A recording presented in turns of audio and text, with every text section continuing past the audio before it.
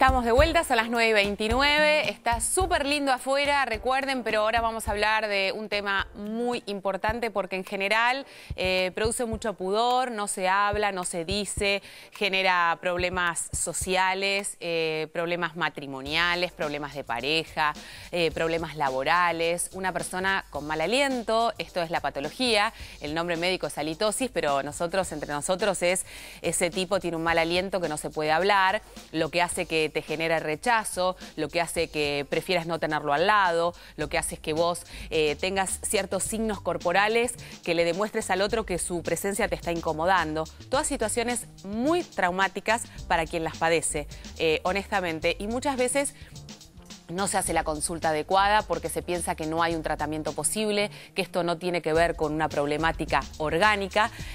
Justamente por eso invitamos a la doctora Klein para que hable de este tema y que nos cuente específicamente si hay una diferencia entre aquellos que padecen un tipo de halitosis y otro tipo de halitosis. ¿Cómo te va? Bienvenida. ¿Cómo estás, Dolores? Bueno, ¿existe una diferenciación entre una halitosis que viene de, como quien te dice que te viene de adentro o aquella que tiene que ver con lo bucal o lo dental? Sí, claro. O sea, a ver, un experto en halitosis, simplemente por la olfacción, por oler, que también tiene que hacer eso en su diagnóstico, se da cuenta de dónde está viniendo. Está lo suficientemente entrenado para saber de dónde está viniendo. O sea, igual te aclaro desde un principio que la halitosis que viene del estómago es del 1% de todos los casos. O sea, casi no existe. ¿Sí? Es un mito. Que es un mito que enorme, el que tiene halitosis tiene un problema estomacal. Es enorme, ¿sí? El mito. O sea, el 90% de la halitosis es oral. Esto está en la Organización Mundial de la Salud, está científicamente comprobado. O sea, sí hay halitosis sistémicas, pero corresponden a un 10% de los casos. ¿Qué quiere decir sistémica y qué quiere decir oral para poder diferenciar una cosa de la otra? Halitosis oral es la que comienza en boca, es originada, la causa es intrabucal, o sea, por la cavidad bucal, ¿no? Sí, perfecto. Y sistémica es de cualquier otra parte del cuerpo. Y ¿sí? Puede estar, ese porcentaje puede venir de dónde, ¿tiene que ver con lo estomacal o puede tener que ver con otra cosa que nosotros no conocemos? Dentro de la halitosis sistémica, que es la orgánica, el 90% viene de la parte de los riñones, ¿sí? ¿Sí? Bien, y después hay una parte muy grande que es de la parte del terreno del otorrinolaringólogo, ¿sí? Por tener sinusitis, por tener rinitis aguda, rinitis crónica, rinitis alérgica, ¿sí? Por tener sarro dentro de las amígdalas. Eso es muy común dentro de la halitosis sistémica, ¿sí? A ver, son toda una cantidad de información maravillosa que nunca la había escuchado en mi vida, pero digo, ¿cómo podemos identificar la persona encargada, en este caso vos, que sos la especialista en este tema?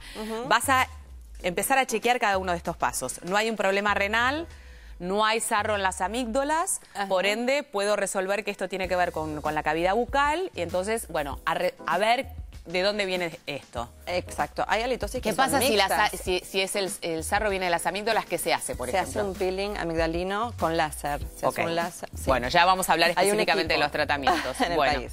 Sí. Bueno, esto es una posibilidad que tenga que ver con las amígdalas. Es una posibilidad, pero, a ver, eso es mezcla, por eso es mixto. Hay causas que son mixtas, hay pacientes que tienen 6, 7, 8 causas, ¿sí? Bien, por lo general la halitosis oral intrabucal se origina en lengua, ¿sí? Bien, y esto se da por una lengua, por una microanatomía lingual, o sea que es una lengua vellosa. A ver, la vamos a ver, nos trajo una lengua para mostrar. Que es fascinante, es muy fascinante esto que estamos viendo. Es fascinante. A ver, yo te lo muestro.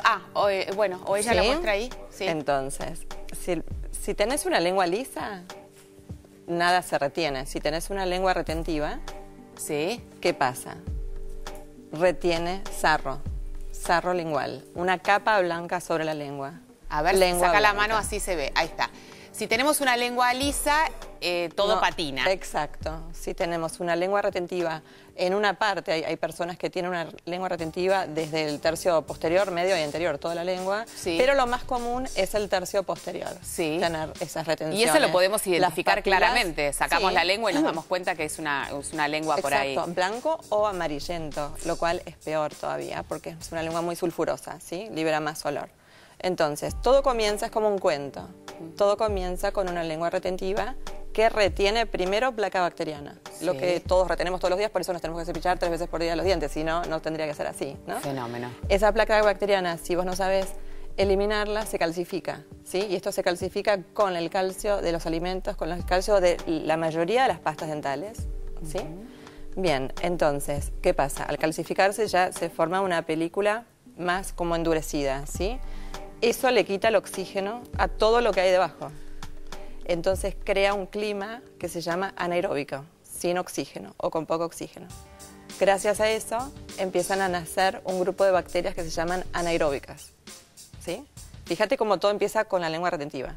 Claro, ¿sí? Es como no dejar respirar algo y por ende se va pudriendo. Bueno, empiezan a crecer estas bacterias anaeróbicas que son las odoríferas, las que liberan olor, o sea que es como muy finito, ¿no? Se alimentan de las proteínas, de algunas proteínas, liberando, o sea, son bacterias metabólicas que metabolizan a las proteínas y al hacer eso liberan compuestos volátiles sulfurosos, que son gases, que eso es lo que llega al olfato del interlocutor.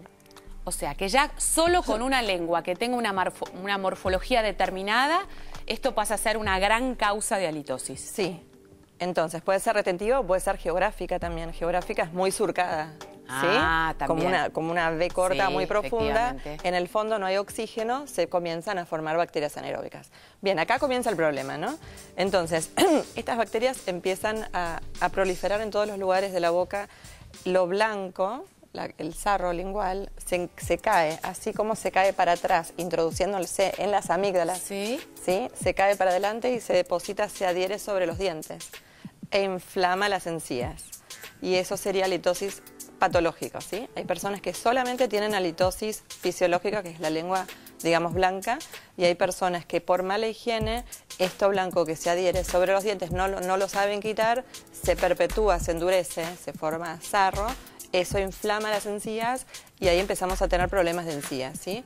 Inflamación de encías, que la sangre, digamos, estancada se descompone y comienza a liberar mal olor también. Y eso se llama gingivitis y después avanza a una periodontitis, que además de eso, o sea, se empieza a eliminar el hueso. Se empieza el mismo sarro como a reabsorber, a comerse el hueso. Claro. Con lo cual, ¿podemos decir que una persona con lengua blanca, digamos, en el futuro va a tener pérdida de dientes? Sí. Fíjate hasta dónde llegamos. Claro, digamos, hay una relación directa entre la morfología de la lengua y una mala limpieza combinada hace que esa persona después tenga un problema dental enorme. Y sí, porque el sarro se ocupa de reabsorber el hueso, sí. Entonces así se aflojan las piezas y después se pierden. O sea, todo esto tiene que ser controlado, ¿no? Bueno, a ver, repasemos porque a mí me parece que por primera vez uno sabe que la halitosis tiene una razón de ser. Y esto ayuda, y ahora vamos a puntualizar en el tema de los tratamientos, pero es importante saber que hay un especialista que puede identificar esto, que puede identificar la problemática y el origen, sí. Y a partir de allí, bueno, iniciar como un proceso o un tratamiento, inclusive Bien. que por ahí tiene que ver con algo con la docencia, ¿no? Sí. De cómo lavarse, de cómo higienizarse. Sí, por un lado. O sea, por un lado es controlado por los pacientes, digamos, y por otro lado, o sea, el experto en halitosis tiene que interactuar, tiene que brindarle oxígeno a estas bacterias anaeróbicas. Tiene que hacer lo que, a ver, ¿cómo te puedo explicar? Lo que todas las mañanas hacemos naturalmente, es una imitación. Viste que todos nos despertamos con halitosis matinal, es algo universal. ¿Por qué? Porque falta oxígeno en boca, pero estamos con la boca seca cuando nos despertamos. Porque cuando estamos durmiendo, el cuerpo sabe que no va a hablar, que no vas a hablar y que no vas a comer. Entonces produce lo mínimo en saliva. Saliva tiene oxígeno. Baja el nivel de saliva, de oxígeno, sube el nivel de bacterias anaeróbicas. Por eso todos tenemos halitosis cuando nos despertamos. Después la persona se pone en posición vertical, empieza a pensar, empieza a producir saliva. Esa saliva va y oxida esas bacterias anaeróbicas. Más o menos a los 20 minutos, media hora, por eso después no hay más halitosis. Entonces, ¿qué hace el experto en halitosis cuando diagnostica halitosis oral? Hace esa imitación a través de una limpieza lingual profunda, profesional, y después va incorporando ozono, ¿sí? Que va oxidando estas bacterias anaeróbicas.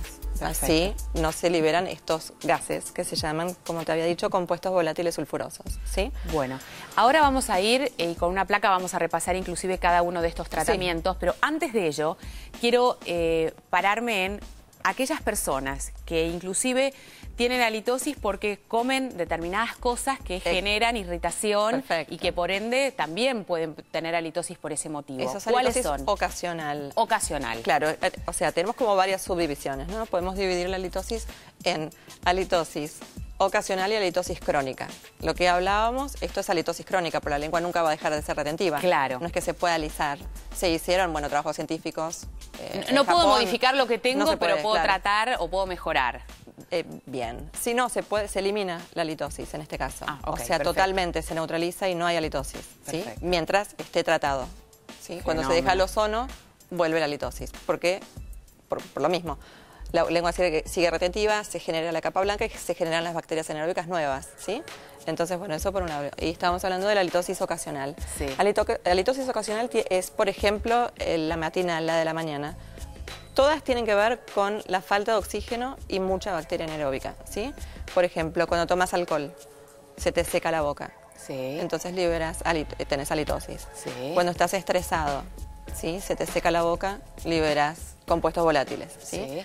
Cuando estás muy asustado, también, por ejemplo, tenés que hablar en público ante mucha gente, qué sé yo, no estás acostumbrado, te agarra ese miedo, o sea, el sistema simpático, neurológico nos domina, entonces nos baja enseguida los líquidos en boca. O sea, que la relación Hay entre la muchas halitosis causas. y la saliva es directamente proporcional. proporcional. Sí. Una persona sí. que no o que no tiene la suficientemente saliva en boca, naturalmente va a tender a tener halitosis. Obviamente, gente que habla mucho, gente que habla poco, ¿sí? Porque no estimula la saliva. Claro. Por ejemplo, te estoy nombrando como diferentes causas ocasionales. Sí. El hecho de comer poco, el tema del ayuno prolongado, de la anorexia, eso, o sea, al no tener comida en boca, no genera saliva. Ni comida ni líquido. Ni Esto comida, es algo ni que muchas líquidos. veces no se sabe y que es fundamental. El comer y el beber son elementos fundamentales para evitar la halitosis. Fundamentales. El tema de algunas bebidas también, por ejemplo, café, mate, té, todo eso también, la cafeína que tiene, en el caso del mate, la mateína, te seca la boca también. Claro, ¿Sí? claro. Ya el mate que estoy tomando ya me parece que lo voy a ir erradicando. O lo compensás con agua. O lo compensás con agua. Bueno, a ver, focalicemos entonces en los tratamientos, porque a mí me importa y mucho esto, porque uno escucha de verdad muchísimas personas que sufren. En general, difícilmente vas a encontrar alguna amiga, algún amigo, alguna esposa o algún esposo que le diga a su pareja que tiene halitosis. Y todos los inconvenientes que esto genera en su vida relacional, por así decirlo, ¿no?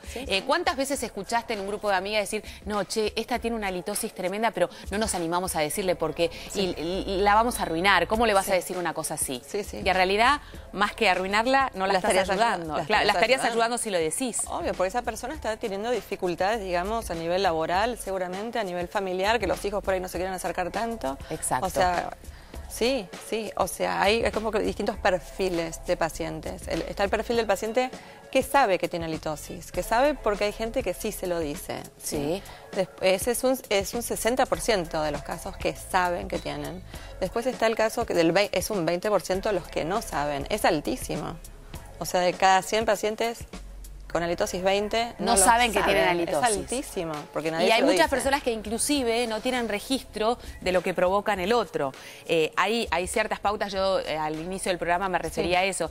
Viste, cuando uno se tapa la nariz, se toca la nariz o siente que no quiere respirar, porque muchas halitosis, inclusive personas que inundan el ambiente con su halitosis. Sí, totalmente. Son situaciones más complejas. Por eso, hay distintos perfiles. El que lo sabe y lo trata, por ejemplo.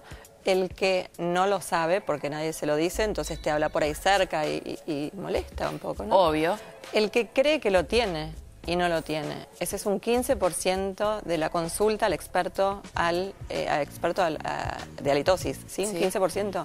Eso se subdivide en pseudohalitosis y en halitofobia. Pseudohalitosis es cuando le lo monitoreas, haces soplar en el halimeter, que es un aparato que te mide estos gases, qué sé yo, y te dice que no tenés. Y haces una olfacción, lo lees y todo, y no tiene. Le decís que no tiene y se va feliz de la vida. Y después ese es el pseudohalitosis, el que tiene halitofobia. aunque lo midas, aunque le digas y todo, él va a siempre creer que tiene halitosis. Inclusive hay muchas personas que viven pendiente de esto y es un tema, ¿no? Sí, claro. Bueno, yo creo que es un tema importante. Hay que ser consciente de lo que uno es y de lo que uno transmite. Es muy importante. Se dan todos los dos sexos, en todas las edades, por en supuesto. Todos los niveles, sociales, económicos, por supuesto. A ver, me parece que hay dos cosas que decantan de esta información. Una de ellas es que existe un tratamiento y que se puede solucionar la halitosis, que hasta ahora no sabíamos que era así. Perdón, existen varios tratamientos dependiendo del diagnóstico. Por eso, pero digo, existe un tratamiento para tratar la halitosis, más allá de dónde provenga y cuál sea la causa, y ahora vamos a repasar cada una de estas cosas. Sí. Esto hace que al haber un tratamiento posible, uno pueda decirlo. Porque si no, digamos, ¿cuál es el efecto contrario? Vos decís, no le voy a decir a la persona que yo quiero esto porque no va a poder hacer nada. No va a poder hacer nada. Entonces es como agredirla. En este caso es todo lo contrario. Hoy sabés que sí puede hacer algo y que la estarías ayudando enormemente. Enormemente. Bueno, vamos a repasar entonces la placa y vamos a ir revisando cada uno de los tratamientos. ¿Te parece? Bien, perfecto. Bueno, empecemos entonces, bueno, acá estamos por los perfiles de los pacientes, que esto es lo que vos hacías referencia recién, y los tipos de tratamiento. Ozono. Sí, ¿Qué es? O sea, ozono es oxígeno 3, es la posibilidad de poder imitar a lo que hace la saliva por las mañanas, ¿sí? Es oxigenar esas bacterias anaeróbicas para que ellas no puedan alimentarse y entonces no puedan liberar CBS, que es compuestos volátiles sulfurosos. Perfecto. ¿Y este ozono de qué manera se da y cada cuánto y cómo es el tratamiento? Depende, o sea, puede ser dentro de las encías, puede ser en enjuagues diluidos con un estabilizador del ozono, porque el ozono es un gas y no se disipa. Sí. Sí, hay distintos, o sea, según lo que necesite el paciente, según lo que mida, es cómo se lo vamos a dar. Perfecto. ¿Sí? Si solo en consultorio o ambulatorio o ambos. Bueno, fenómeno. ¿Sí? Clorito de sodio, dióxido de cloro. Sí, son todos, o sea, son todos derivados del oxígeno, o sea, todos estos productos liberan oxígeno. Fenómeno. Y tienen una duración de entre 4 y 6 horas que el paciente no tiene halitosis. Bueno. Bien, diclocronato de clorhexidina es actúa como si fuera un antibiótico, pero no lo es, pero sí es bacteriostático. Frena la posibilidad de que la bacteria se pueda alimentar y pueda liberar CBS, ¿sí? Bueno. Eso va a ir combinado con cloruro de acetilpiridinio y sales de zinc, ¿sí? Solamente así funciona bien. Y además la clorhexidina lo que hace es desinflamar a las encías. Hay que hacer tratamientos duales, ¿sí? No solo actuar sobre la lengua, sino que actuar sobre los dientes, sobre las raíces, sobre las encías, sobre las amígdalas, ¿sí? Es como un combo. Después el láser amigdalino, lo que estaba diciendo, recuperar la salud de las encías, justo te estaba mencionando eso. Y también algo que es muy importante es cuando el paciente además tiene, como te decía al principio, rinitis o sinusitis. Sí. Entonces ahí tiene, o sea, mucosidad que cae sobre la lengua, eso es pura proteína, es puro alimento para esta bacteria.